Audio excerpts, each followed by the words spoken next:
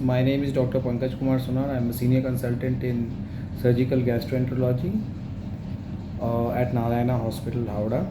Now, many people ask me, the question comes in the mind of people that what is the difference between a general surgeon and a GI surgeon? Because this term might be relatively new, but it has got a different meaning. So people are confused as to who is a GI surgeon and who is a general surgeon, and what operations do they do, and how are they different from each other. So when we are basic training which we get when we are doing our post graduation after MBBS is general surgery. So even if you see when you see a cardiac surgeon, neurosurgeon, plastic surgeon, they all have a basic degree of general surgery, that is 3 years in our country. So it can be done in a government sector or in a private sector, and the accredited degrees for general surgery is either an MS in general surgery or a DNB in general surgery. After we have completed our general surgery, we can choose a subspecialty like neurosurgery or cardiothoracic and vascular surgery or urosurgery or surgical oncology or gastrointestinal surgery or GI surgery. So once we have completed our 3 years of training in general surgery, we start again afresh. We have to appear for entrance exams, we have to clear it.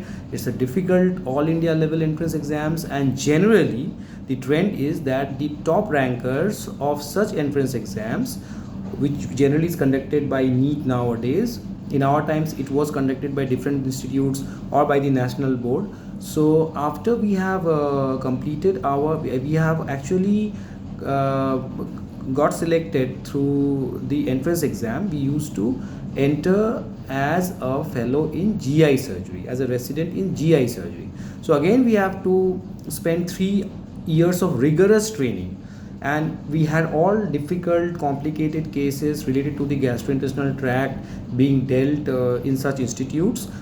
So after we have completed our 3 years of residency program, we had to submit a thesis. We had an exit exam which was very difficult. We had to pass that exit exam, which had a viva voce as well as a theory exam. So after all these things, we got a degree of GI surgery, that is gastrointestinal surgery. Generally the degrees which are accredited in our country is an MCH or a DNB in GI surgery, which is awarded by the Board of National Examinations, or DNB in GI surgery as we know. So this is the basic difference. So the first difference is the amount of training which we have done. So the training obviously is, and the way in which it has been done. So for general surgery things end at 3 years, but for GI surgery you have to appear for entrance exams, and then you have an exit exam as well, all of which is quite difficult. So we can understand that it is not easy to actually achieve a degree of GI surgery in our country. But what we see after we have completed our GI surgery, and how, let me see, how are these two surgeries, how is a general surgeon different from a GI surgeon. So what we observe, what my understanding is that in general surgery we used to see many of the procedures which we saw in GI surgery, but the way in which they were done, the way we handled the complications, the sheer volume which we used to do, they were far lesser than what we actually did when we were trained as GI surgeons. Suppose a person is undergoing a cholecystectomy, a routinely performed surgery in general surgery.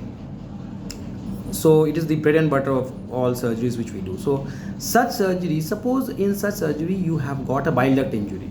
The patient is unfortunate, and because of some understanding error we have divided the bile duct, which is a very critical thing to happen. It's a very sad thing to happen in surgery. So generally with our general surgery training we will not be able to salvage this situation, but with the training of GI surgery we are taught how to deal with such situations, such complications. Similarly, suppose we have patients with intestinal obstruction or perforation. In our general surgery training we generally saw how to close this this perforation, or how to do an anastomosis. This basic training we are taught, but when to perform a stoma, how to manage a stoma. All these things were actually dealt with when we underwent our training as residents of GI surgery. So there was a deficit, definitely there was a deficit, which actually is dealt with when we complete our training as GI surgeons. Then low anterior resections for rectal cancers, they were not routinely done when we were general surgery residents. Once in a while but as the departments of GI surgery grew, as the training programs expanded, we found that how all these cases, which were actually not done in that huge number, and you don't develop an understanding actually if you don't do it routinely, if you don't do it, if you have not seen it in high volumes.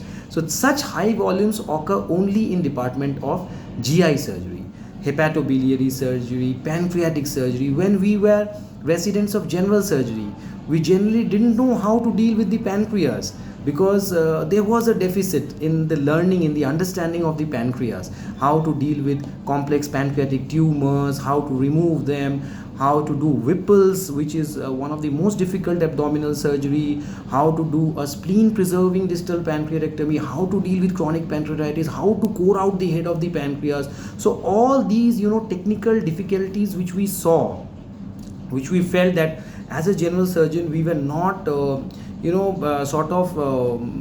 very confident in dealing with such situations. When we got enrolled in GI surgery and completed our degrees in GI surgery, we found that no, gradually we have understood how to deal with such situations. So this is the difference. I have got no disrespect for the general surgeons. All my teachers have been general surgeons, most of them, till we started our journey as a GI surgeon. So what we found that definitely there is a lack of understanding. It is no one's fault. It's just because that we have not been exposed to that number of cases, that volume of cases. So unless and until you get exposed to that volume of cases, and that even for a prolonged period of time, you will have no understanding, or you will not have an in-depth understanding of the subject, however much you try to read it from the books. If you have not seen it done practically, if you have not seen how they are dealt with in real in an OT, in how we manage the patients post-op, then we will not have an understanding about these diseases or these surgeries. So this is how, then liver surgeries. How often do general surgeons do a liver resection? Because it is one of the most difficult surgeries to do. There might be huge amount of blood loss, there can be death of the patients on the OT table. So unless and until you are exposed to GI surgery, or you have got your training as a GI in a GI surgery department, you will not be able to understand what are the different what are the important points, and how you can actually perform liver resections safely, how you can salvage the patients. And GI surgeons are generally considered as surgeons of complications. So when we have got complications at the hand of general surgeons, they are generally referred to GI surgeons to manage. So this is how it works. This is how a GI surgeon, these are the cases which a GI surgeon generally tackles. So I hope I have been able to address the issue as to what is the difference between a GI surgeon and a general surgeon. There's a difference in the way we are trained. There's a difference in the way we are taught difficult procedures of the abdomen. There is a limitation to which a general surgeon will be able to do most of the critical cases of the abdomen. But for a GI surgeon who has been exposed to such cases for a long period of time, it definitely becomes a bit easier to manage such cases.